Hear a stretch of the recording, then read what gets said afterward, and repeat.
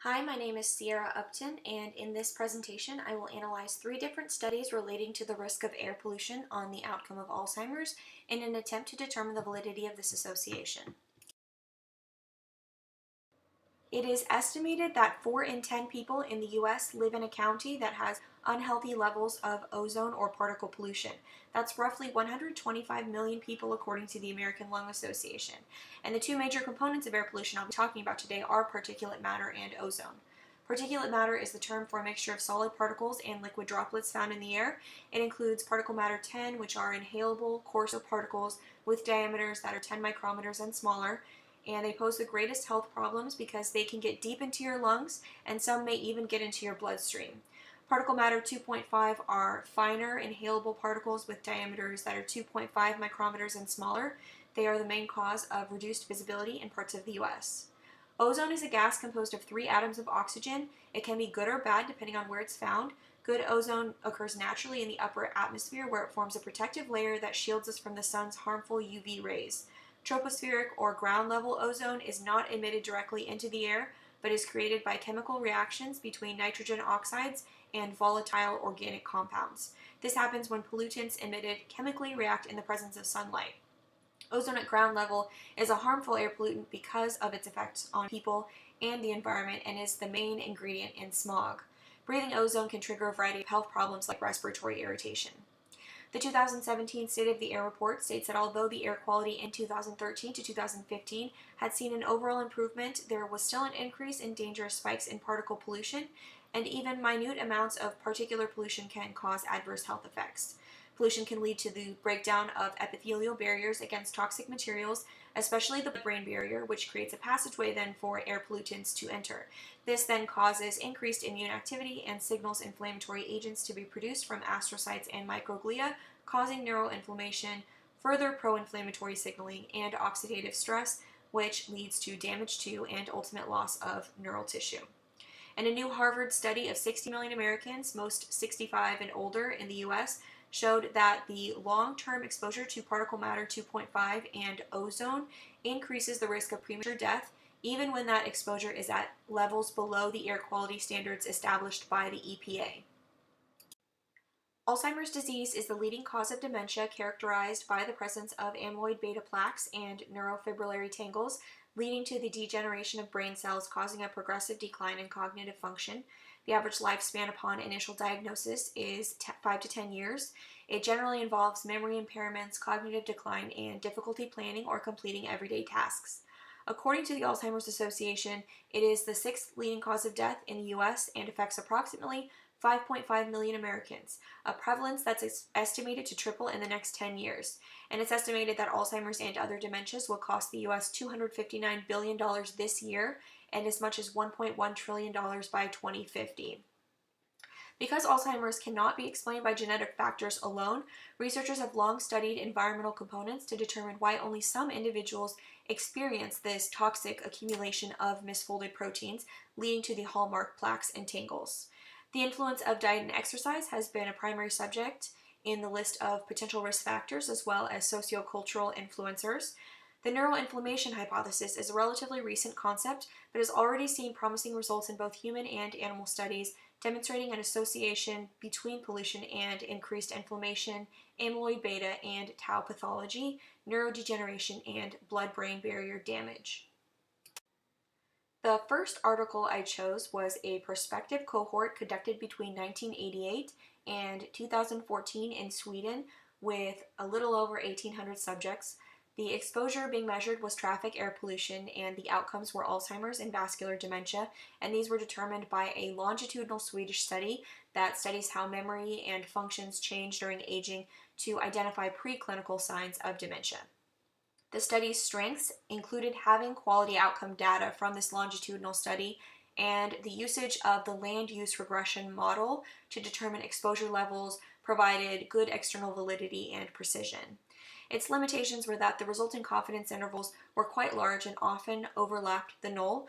There was also the possibility that dementia types overlapped each other, thus limiting the accuracy of the outcome data. The individual's home residences were also used as a point of exposure levels, which does not consider any long-term exposure to pollution elsewhere, like at work. The second study I chose was a case control study taking place between 2007 and 2010 in northern Taiwan. The exposure of interest, particle matter 10, and ozone was obtained from the Taiwan EPA and used to estimate individual exposure level. The outcomes were Alzheimer's and vascular dementia diagnosed by a neurologist using cognitive testing along with brain images to rule out those with lesions and blood testing for the ApoE4 allele. This study had strong associations, and it also had good measurements of outcome by excluding those who had lesions and testing for genetic carriers. There was, however, not enough data to examine specifically particle matter 2.5 effects on outcome, and the study also made the assumption that subjects lived at the same residence for 12 to 14 years, which may not be very accurate.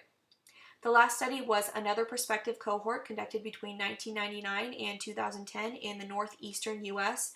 The exposure of interest was particle matter 2.5 levels obtained from the EPA in each city of interest. The outcomes were Alzheimer's, Parkinson's, and dementia, which were obtained from the Center for Medicaid and Medicare and determined using hospital admission coding. The study's strengths were having a moderate strength of association and a large sample size used from a number of cities. It did run the risk of measurement bias for outcome as the hospital coding may be erroneous, and the study also relied on a diagnosis from being admitted to the hospital, but that may not always coincide with disease onset. The purpose of the first study was to assess the association between long-term exposure to traffic-related air pollution and dementia incidence in northern Sweden. Dementia incidence was obtained from the longitudinal Batula study and compared with traffic, air pollution, and annual mean nitrogen oxide levels at subject residences at baseline at the first follow-up. Participants who died or received dementia diagnosis, were lost to follow-up, or left the study for other reasons before the first follow-up were excluded. In the Batula study, dementia status was assessed at baseline and then reassessed every 5 years to identify new cases. The main results found that between the highest and lowest pollution exposures, there was a hazard ratio of 1.43 and 1.71 after 5 years follow-up.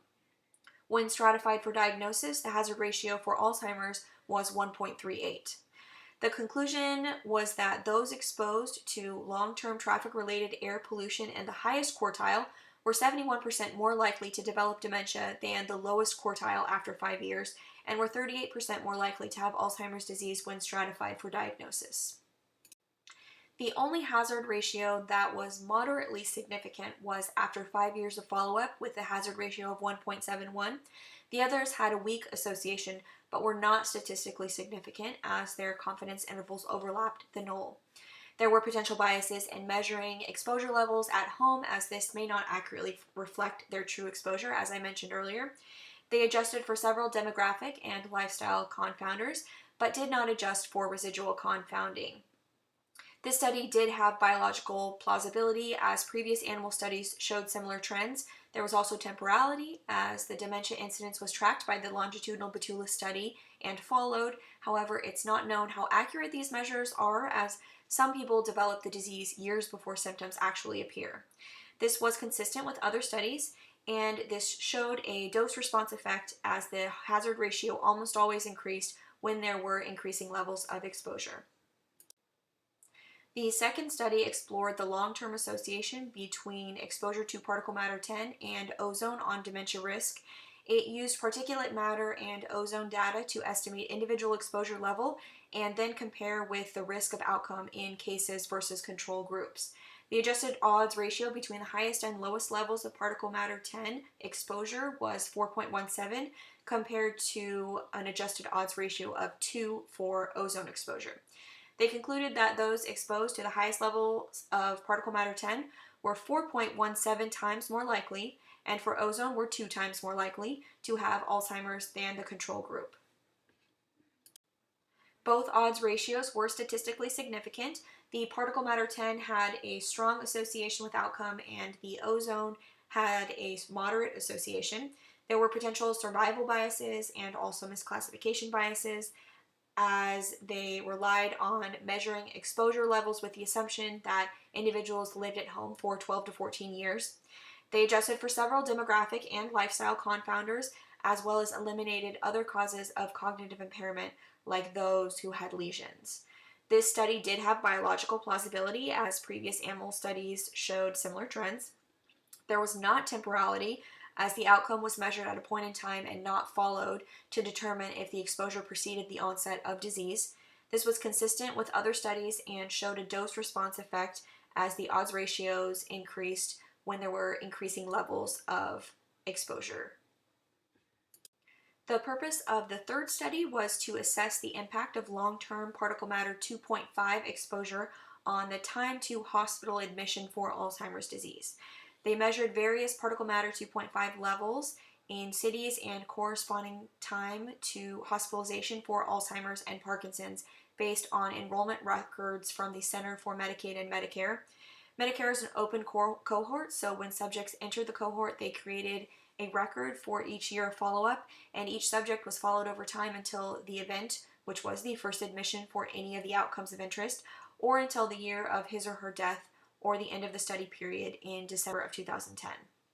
For Alzheimer's specifically, the hazards ratio was 1.15 for every 1 microgram per cubic meter increase of particle matter 2.5, and 2 for every 5 microgram per cubic meter increase. They concluded that individuals exposed to particle matter 2.5 long-term at lower levels were 15% more likely to develop Alzheimer's, and those exposed to higher levels were 2 times more likely to develop Alzheimer's, indicating the likelihood that air pollution accelerates the progression of neurodegeneration. Both hazards ratios were statistically significant, having a weak association at low exposure levels and a moderate association at higher levels. There were potential biases in measuring outcome status, as they relied on hospital admission codes, and again, potential exposure level measurement error. Although instead of using the individual's residence, they did use the city's exposure level, which may have provided a more accurate measurement. They adjusted for several demographic confounders, but did not adjust for lifestyle confounders like smoking status, as that was not provided by the Medicare and Medicaid records. This study did have biological plausibility, as previous animal studies showed similar trends.